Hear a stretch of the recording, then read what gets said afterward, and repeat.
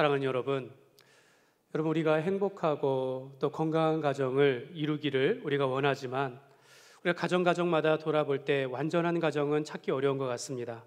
또한 완벽한 부모 사실 존재하지 않는 것 같습니다. 우리가 부모로서 좋은 가정을 세우고 자녀들을 잘 양육하기를 원하지만 여러분, 그만큼 할 만큼 잘 준비되고 또 완전한 그런 사람은 없는 것 같습니다.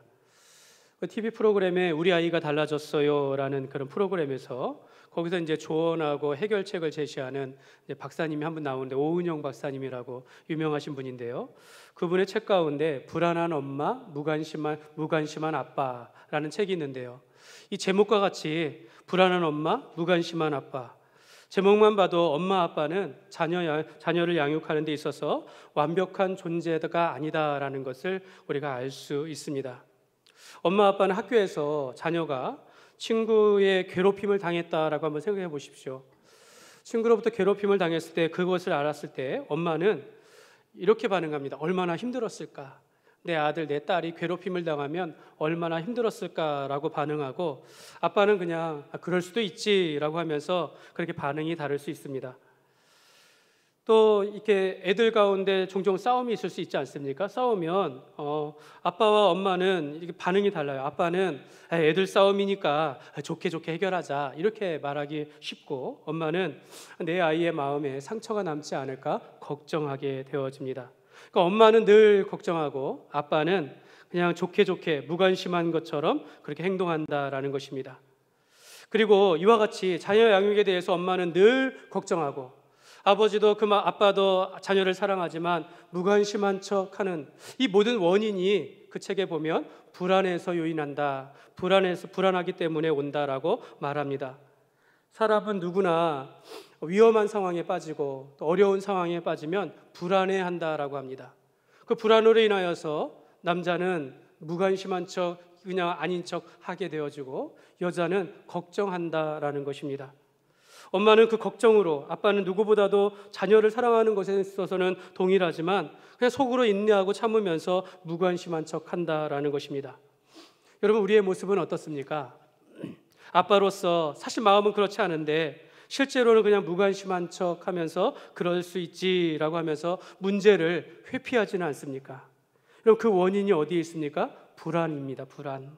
사랑하는 여러분, 우리가 이 땅을 살아가면서 불안과 염려와 또 우리를 걱정하게 하는 이 걱정, 근심들, 이런 것들에 대해서 우리가 원인을 제거하지 않으면 여러분, 우리가 건강하고 행복한 가정을 이루어가는 것은 참 어렵습니다. 여러분, 불안과 염려가 가득한 가정을 우리가 행복하다라고 말할 수 없습니다.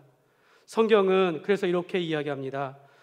시편 42편 5절 말씀에 보면, 내 영혼아 네가 어찌하여 낙심하며 어찌하여 내 속에서 불안해하는가? 너는 하나님께 소망을 두라. 그가 나타나 도우심으로 말미암아 내가 여전히 찬송하리로다. 여러분, 우리가 근심이나 불안을 떨쳐보낼 수 없으나, 그러나 이 시인은 내 안에서 그것을 말하면서 너는 하나님께 소망을 두고 하나님이 우리에게 도움을 주시리니 우리가 염려와 근심은 내려놓고 하나님을 찬송할지어다 라고 그렇게 고백하고 있습니다. 여러분, 성도는 하나님을 주인으로 모시며 하나님께 소망을 두는 그런 가정을 세워가야 될 줄 믿습니다. 우리가 하나님께 소망을 두는 그런 삶을 살아가시기를 바랍니다. 오늘 이렇게 세상 가운데 불안하고 염려가 많고 걱정이 많은 세상 속에서 하나님께 소망을 두고 살아가는 한 가정이 있습니다. 이 사람은 이방인이지만 하나님을 경외하며 살아가는 오늘 말씀에 고넬료라는 고넬료의 가정을 소개하고 있습니다. 오늘 1절 말씀에 보면 가이사랴에 고넬료라 하는 사람이 있으니 이달리아 부대라 하는 군대의 백부장이라 라고 소개하고 있는데요, 여러분, 고넬료는 백부장이다라는 것은 100명의 부하를, 군사를 거느리는 지휘관을, 통솔할 정도로 지휘관을, 그런 높은 지휘관의 역할을 하고 있고, 또 군인이기 때문에 이 고넬료는 로마에 속한 군인이기 때문에 자기도 로마에 충성하는 그런 사람이었다라고 할 수 있겠습니다. 그러니까 이 사람은 유대인이 아니라 이방인입니다. 그가 어떤 경로로 하나님을 믿게 되었는지는 모르겠지만 유대인이 아닌 이방인으로서 그 낯선 땅에서 로마인으로서 하나님을 경외하는 그런 삶을 살아간 사람이었습니다. 그래서 오늘 이 사도행전 10장은 전체가 다 고넬료에 관한 말씀입니다. 하나님이 고넬료를 부르시고 그를 사도 베드로를 만나게 하시면서 그가 예수를 믿고 성령을 충만하고 온 집안이 구원을 받게 되어지는 그런 놀라운 말씀이 바로 이 사도행전 10장의 말씀입니다. 그럼 우리가 가정의 달, 행복한 교회, 또 이 가정의 달에 행복한 가정, 건강한 교회 시리즈 네 번째 시간으로서 오늘 이 성경의 오늘 고넬료 가정을 우리가 살펴보면서 고넬료와 같은 그런 가정이 되기를 이렇게 소원하는 마음으로 오늘 우리가 세 가지로 살펴보기를 원합니다. 첫 번째로 고넬료의 가정과 같이 하나님을 경외하는 가정이 됩시다. 우리 한번 따라하겠습니다. 하나님을 경외하는 가정이 됩시다. 네. 여러분 2절 말씀에 보면 우리 같이 보겠습니다. 그가 경건하여 온 집안과 더불어 하나님을 경외하며 백성을 많이 구제하고 하나님께 항상 기도하더니. 고넬료는 오늘 말씀에 경건한 사람이다라고 소개합니다. 경건은 헬라어로 유세베스라고 해가지고요, 신앙생활을 의미하는 겁니다. 그 마음을 의미하는 것을 우리가 경건이다라고 이야기합니다. 이는 하나님을 경외하는 것이 그 삶 속에서 나타나는 것을, 하나님을 경외하기 때문에 예배하고 하나님을 위해 살아가는 그런 삶, 이런 걸 우리가 경건한 삶이다라고 말하는 것입니다. 경건은 살아계신 하나님을 믿는 믿음이 삶 속에서 나타나는 것, 삶 속에서 구현하는 것, 이걸 우리가 경건하다라고 말하는 것입니다. 고넬료는 경건한 사람이었습니다. 온 집안과 더불어 하나님을 경외하는, 이렇게 소개하는데요, 온 집안과 더불어, 이게 참 놀라운 부분인데요, 온 집안이다라는 것은 자기 외에 식구들도 함께, 즉 식구들뿐만 아니라 당시에 하인들을 거느렸기 때문에 하인들도 함께, 자기가 백부장이기 때문에 그 부하의 수하들과 함께 온 집안이 하나님을 경외하는 그런 사람이었다, 그런 가정이었다라고 말씀하고 있는 것입니다. 여러분, 이것이 영향력입니다. 우리가 하나님 앞에 경건한 삶을 살아간 사람들, 살아계신 하나님을 믿는 믿음 가운데 삶 속에서 내가 믿음의 삶을 살아가면서 영향력을 미치는, 선한 영향, 믿음의 영향력을 미치면서 내 가족이 함께 예배하고 내 하인들까지도 내 부하 가운데 경건한 사람들과 함께 예배하고 하나님을 경외하는 그런 삶을 살아간 사람이 바로 고넬료라고 소개하고 있습니다. 7절 말씀에 보면 마침 말하던 천사가 떠남에 고넬료가 집안 하인 둘과 부하 가운데 경건한 사람 하나를 불렀다라고 말합니다. 지금 하인 둘은 말할 것도 없죠. 온 집안이 하나님을 경외하였으니 이 하인도 하나님을 경외하도록 그렇게 고넬료가 삼았고, 부하 가운데 경건한 사람이 있을 정도로, 그런 사람들과 함께 할 정도로 이 고넬료는 믿음의 사람이요 하나님을 경외하는 그런 사람이었다라고 말할 수 있는 것입니다. 그러니까 이 고넬료는 자기 식구들뿐만 아니라 자기 집안의 하인들, 그 주변에 있는 사람들에게 그런 영향력을 미칠 수 있는 그런 삶을 살아가고 있는 것입니다. 여러분, 유대인이 아니라 이 로마 사람인 고넬료가 하나님을 경외한다는 것 자체가 매우 놀라운 것이다라는 거죠. 이방인의 종교, 그들의 입장에서는 타 종교인데 그 하나님, 유대인들의 하나님을 믿고 그렇게 하나님을 경외하며 살았다라는 것, 또한 그것을 자기를 드러내어 살았다라는 것 자체가 참 놀랍다라는 것을 보여주는 것입니다. 하나님을 경외하는 것을 숨기지 아니하고 적극적으로 가족과 그의 종들과 그의 부하들까지도 경건하게 하나님을 경외하도록 하였으니 그가 얼마나 하나님의 사람이었는지를 잘 보여주고 있는 것입니다. 조이 도우슨이라는 영성학자는 하나님을 경외하는 것을 무엇이라고 말하냐면, 하나님을 경외하는 것은 평범한 신앙생활을 버리고 하나님과의 친밀한 관계가 되는 것, 이렇게 표현했습니다. 하나님과의 평범한 신앙생활이 아니라 하나님과의 친밀한 관계를 나타내는 것, 이걸 우리가 하나님을 경외하는 것이다 라고 말하는 것입니다. 그냥 드러내지 아니하고 평범하게 신앙생활하는 정도가 아니라 자신을 드러내면서 하나님과 친밀한 관계 속에서 삶을 통하여 나타내는 것, 즉 하나님과 친구가 되는 것을 하나님을 경외하는 것이다 라고 소개를 합니다. 삶 속에서 내 모든 걱정, 근심 주님께 내려놓고 내 누구에게도 말할 수 없는 그 비밀 하나님께는 이야기하면서 하나님과 동행하는 그런 삶을 하나님을 경외하는 것이다 라고 말합니다. 종종 우리는 하나님을 경외하는 것을 두려워하는 것을 무서워하는 것처럼 생각합니다. 마치 하나님을 무서워하는 것이 아니라 성경은 두려워하라, 경외하라 라고 말씀하고 있습니다. 하나님을 나의 하나님으로 고백하고 내 인생 가운데 주인으로 모시면서, 또 우리가 지난주 말씀처럼 하나님을 나의 아버지로 모시면서 살아가면서 그분의 뜻과 그분의 영광을 위하여 살아가는 것이 바로 하나님을 경외하는 것입니다. 고넬료는 그 가정의 한 가장입니다. 아버지입니다. 그러나 고넬료 위에 하나님을 아버지로 모시며 살아가는 것이고, 고넬료가 그 집안 모든 종들의 주인으로서 살아가지만 자기의 주인은 하나님이심을 고백하며 살아가는 것이고, 자기가 100명을 거느리는 그런 지휘관이지만 나의 지휘관은, 나를 통치하시는 분은 하나님이심을 고백하며 살아가는 것이 바로 이 고넬료의 삶이었다라는 것입니다. 사랑하는 여러분, 우리가 사람을 두려워하면 안 되겠습니다. 우리가 세상을 무서워하면서 살아가는 것이 아니라 우리는 하나님을 두려워하며 하나님을 경외하며 하나님과 함께하는 삶을 살아가야 될 줄 믿습니다.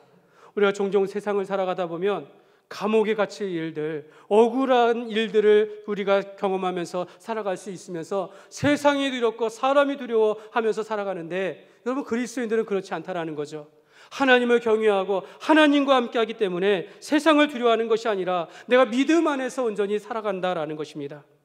여러분, 우리가 한 가정의 믿음의 가장이라면, 여러분, 세상이나 사람을 두려워하지 아니하고 하나님과 함께하며 하나님의 은총과 사랑 가운데서 우리가 살아가야 하는 것이고, 하나님의 뜻대로 살아가는 것이 믿음의 가정의 가장이다라고 할 수 있는 것입니다. 그러므로 우리가 하나님을 경외하는 삶을 통하여서 우리가 온 가족들 앞에서 신앙과 믿음의 본을 보이며 하나님을 경외하는 그런 삶을 살아가시기를 바랍니다. 사랑하는 여러분, 오늘 우리 내 곁에 가장 가까이 있는 사람들에게, 우리가 가장 많은 시간을 보내는 사람들에게, 가장 많이 사랑하는 내 자녀들, 내 아내, 내 남편과 함께 하나님을 경외하고 예배하는 그런 가정을 이루어 가시기를 주님의 이름으로 축복합니다. 두 번째로, 고넬료와 같이 이웃을 섬기는 가정이 됩시다. 한번 따라하겠습니다. 이웃을 섬기는 가정이 됩시다. 예. 이것은요, 주님의 일을 하는 가정이 되라라는 그런 뜻입니다. 2절 말씀인데요, 다시 한번 우리 같이 읽겠습니다. 그가 경건하여 온 집안과 더불어 하나님을 경외하며 백성을 많이 구제하고 기도하더니. 아멘.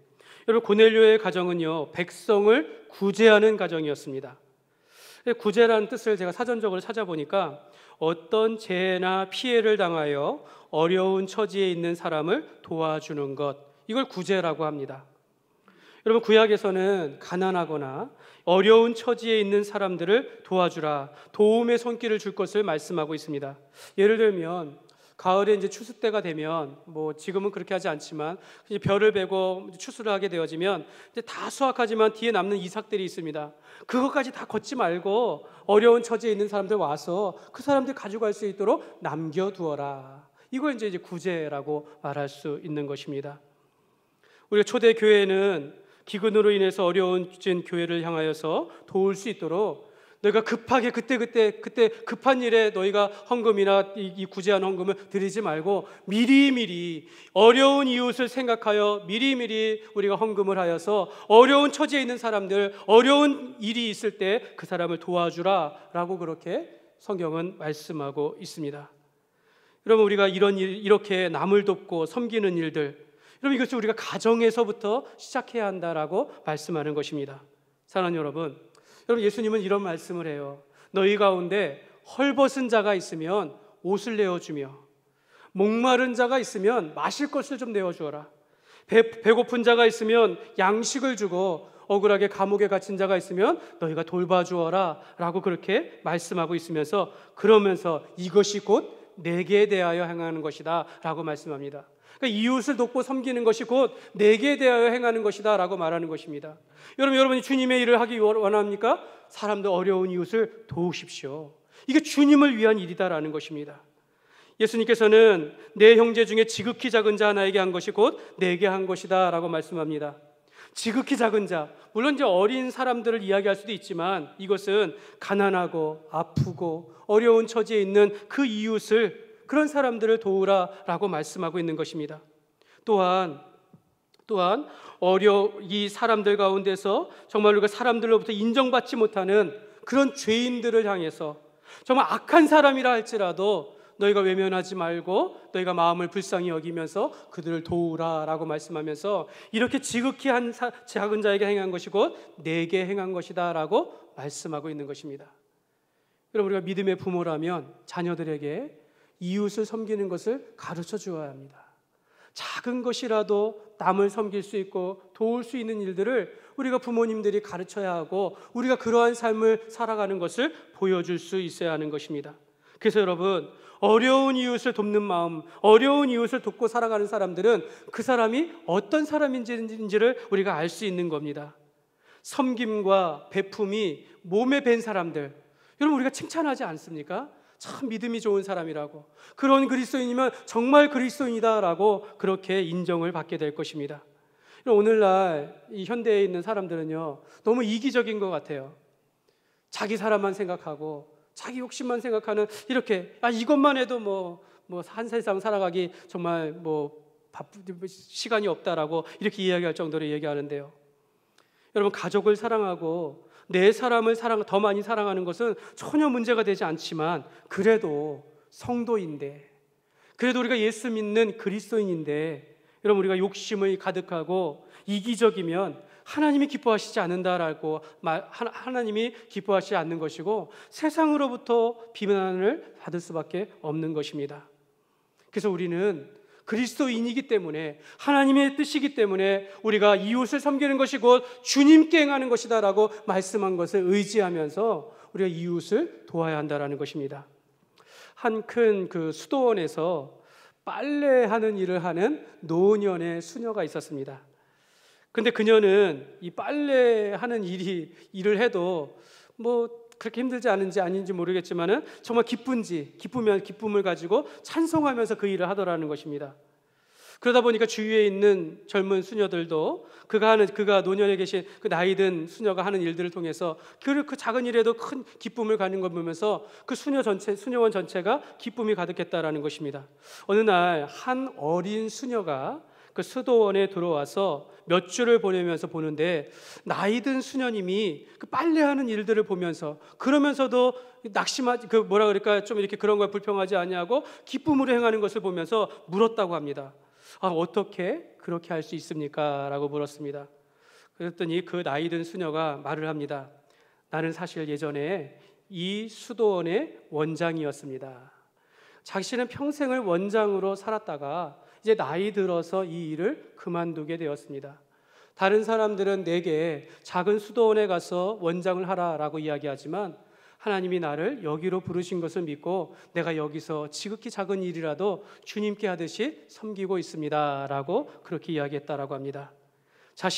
이 수녀님은 자신의 믿음이 어떤 지위나 명성에 있는 것이 아니라 작은 일이라도 다른 사람을 섬기는 것이 내가 주님을 위해 살아가는 것이다 라고 그런 마음으로 섬겼다라는 것입니다. 사랑하는 여러분, 우리가 교회에서든지 가정에서든지 이런 빨래하는 것 정도는 우리가 할 수 있지 않겠습니까? 여러분, 우리가 청소하는 것, 작은 일들, 여러분 우리가 할 수 있지 않습니까? 근데 그것이 주님을 섬기는 것이다 라고 말씀하는 것입니다. 고넬료는 백성을 구제하는 삶을 살았다라고 말합니다. 100명의 부하를 통솔하는 지휘관이지만 그는 거만하지 아니하고 오히려 부하들을 돌보며 백성들을 구제하는 그런 삶을 살았다라는 것입니다. 고린도후서 8장 2절의 말씀에 보면, 환난의 많은 시련 가운데서 그들의 넘치는 기쁨과 극심한 가난이 그들의 풍성한 연보를 넘치도록 하게 하였느니라. 환난과 많은 시련 가운데 있을 때에 오히려 교회는 더 많이 돕고 더 많은 일들을 하기 때문에 오히려 교회는 더 기쁨이 넘친다라고 말하는 것입니다. 여러분, 교회가 그런 교회가 되어야 하는 것이죠. 세상이 아무리 힘들고 고난 가운데, 아무리 힘든 세상 가운데 환란이 있다 할지라도 교회는 더 모으고 더 많은 일들로 인해서, 많은 구제하는 일들을 통하여 하나님의 기쁨을 나타낼 수 있는 것이 바로 교회다라고 말할 수 있는 것입니다. 그래서 여러분, 우리가 이 땅을 살아가면서 개인의 명성보다는 그리스도인들은 이런 사람들이구나, 우리가 이런 모습을 보여야 한다라는 거죠.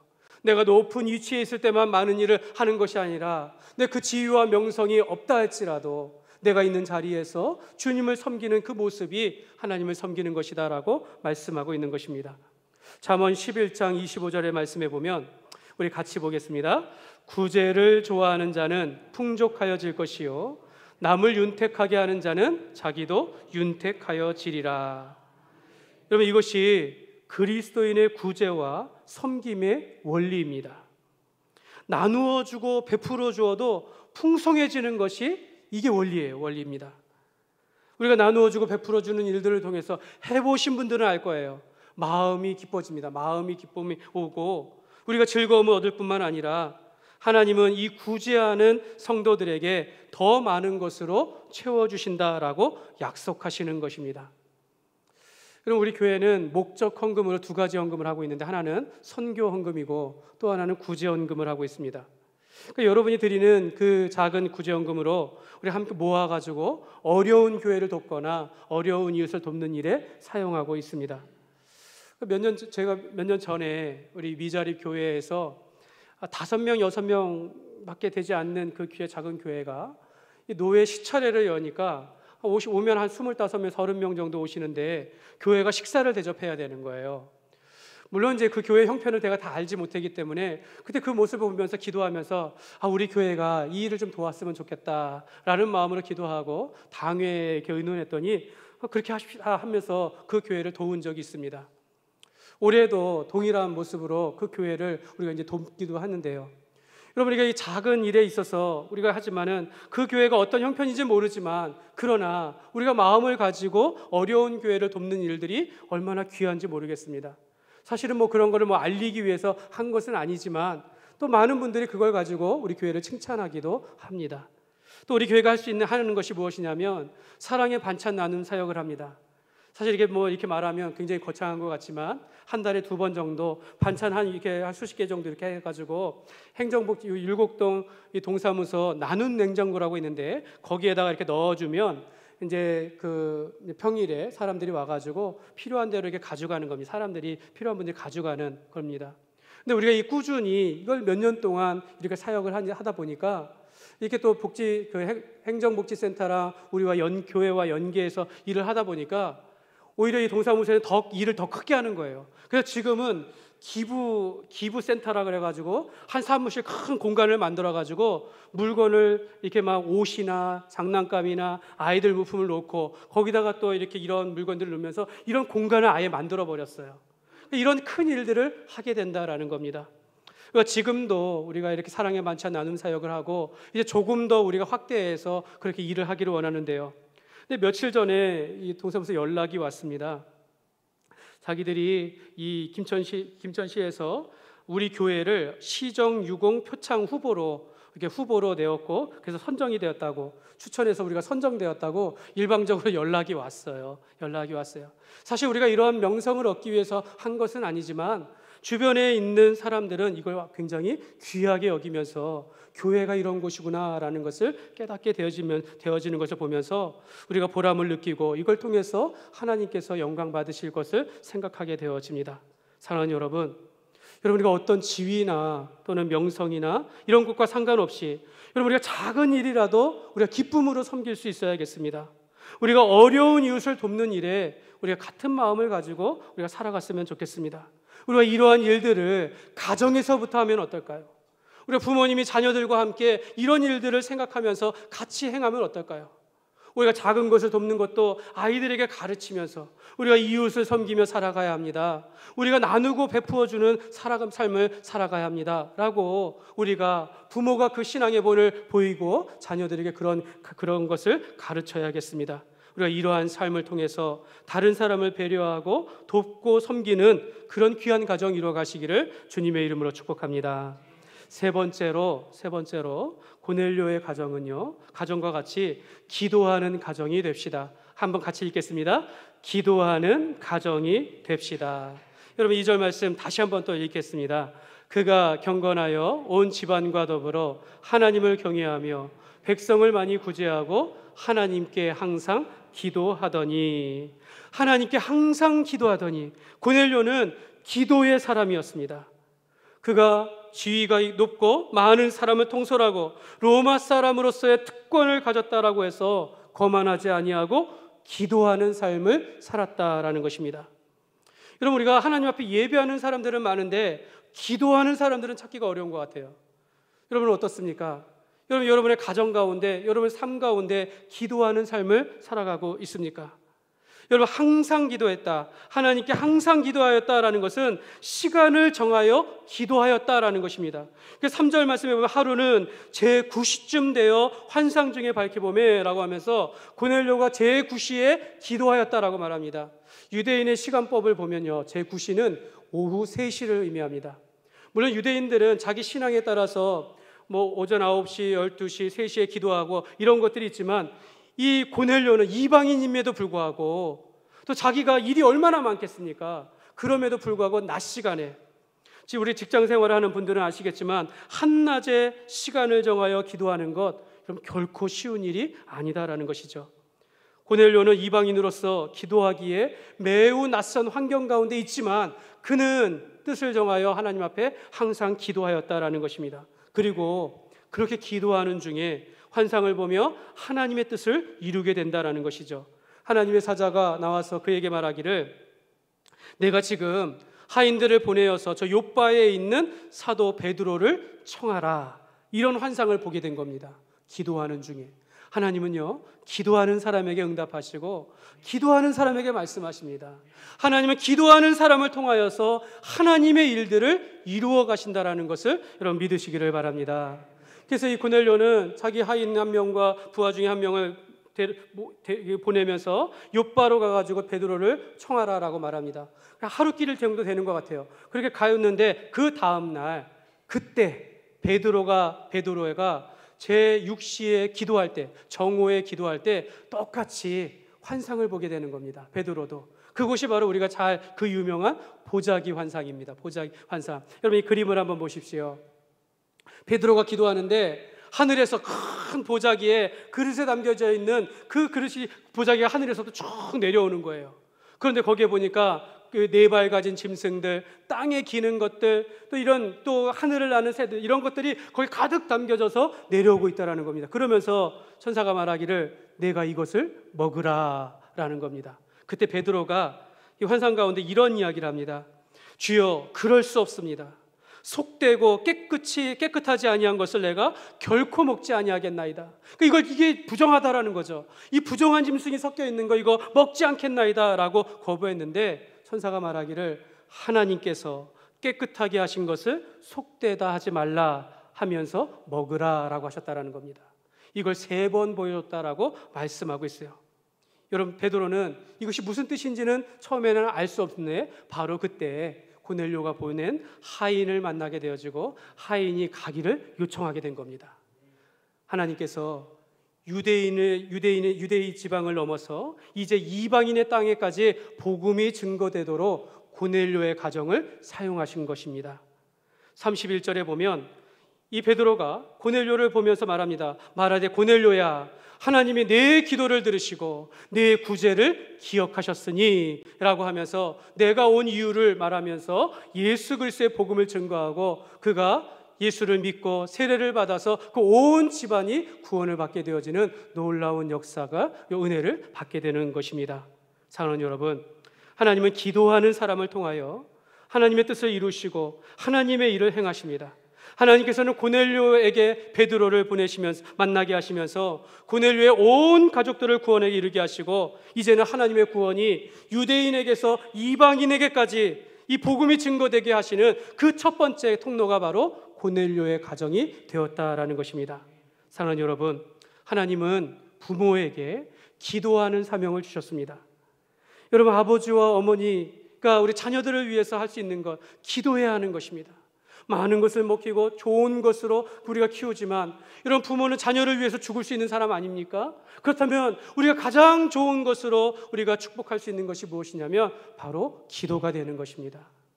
아버지는 또는 어머니는 그 가정의 가장으로서, 믿음의 사람으로서 자녀들을 위하여 머리에 손을 얹고 기도할 수 있어야 하고, 자녀를 그 품에 안고 기도할 수 있고, 그런 마음으로 자녀를 위해서 날마다 기도하는 그런 부모님들이 되시기를 주님의 이름으로 축복합니다. 여러분의 가정마다 기도하는 가정이 되셨으면 좋겠습니다. 여러분, 우리의 가정에서도 기도할 수 있어야 하는 것이죠. 부모라면 자녀에게 기도의 본을 보여야 합니다. 기도하는 가정이 되게 하여야 한다는 것이죠. 이보다 더 중요한 믿음의 본이 어디 있겠습니까?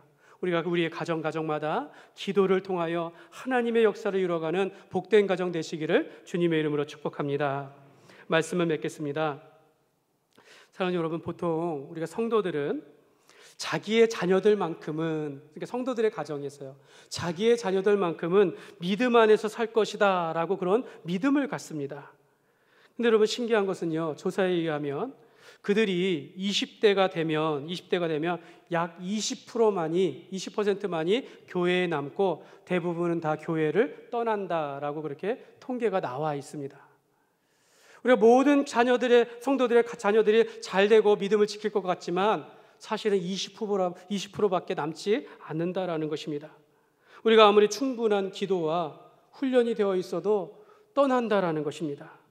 오늘 내가 용기를 내어서 가족들에게 복음을 전한다 할지라도 대부분은 받지 않는 것이 그 현실이다라는 것입니다. 그래서 가족일수록 말로 전도하면 안 된다라는 거예요. 관계를 통해서, 본을 통해서, 정말 내가 믿음의 사람인 것을 보여줌을 통해서 그들이 신앙 가운데 살 수 있도록 우리가 도와줘야 한다라는 것입니다.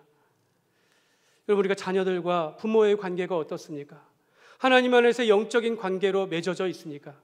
우리 자녀들이 보기에 부모님의 신앙이 어떤지 여러분들 하나님 앞에서 얼마나 정직하게 행하고 있습니까?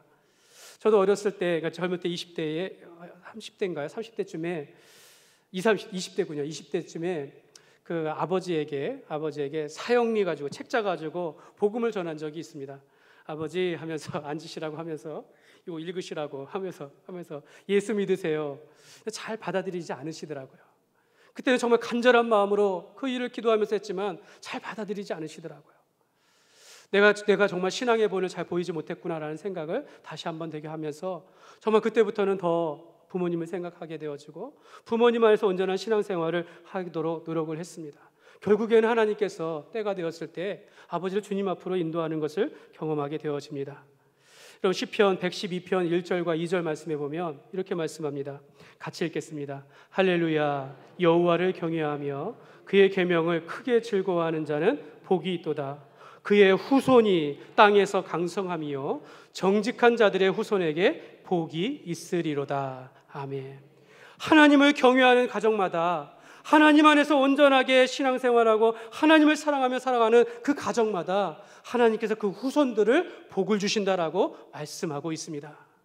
여러분, 구원은 하나님께 속한 것이라면, 여러분, 우리가 부모로서, 어른으로서 우리가 자녀들에게, 다음 세대에게, 젊은 세대에게 신앙의 온전한 본을 보이며 온전하게 하나님을 경외하며 살아가면 하나님께서 그 가정의 후손들을 축복하신다라고, 복을 내리신다라고 약속하고 있는 것입니다. 그러므로 오늘 우리가 우리의 자녀들과 가까운 사람들을 전도하는 최고의 방법은요, 믿음의 가정을 이뤄가는 겁니다. 내가 경건의 모습을 가지고 하나님을 경외하는 가정을 이뤄가신 것임을 우리가 믿으면서 우리가 고넬료의 가정과 같이 하나님을 경외하며 섬김의 본을 보이고 기도하는 그런 가정을 이루기를 힘쓰면서 살아가시기를, 그러면서 하나님의 복된 가정이 되시기를 주님의 이름으로 축원합니다.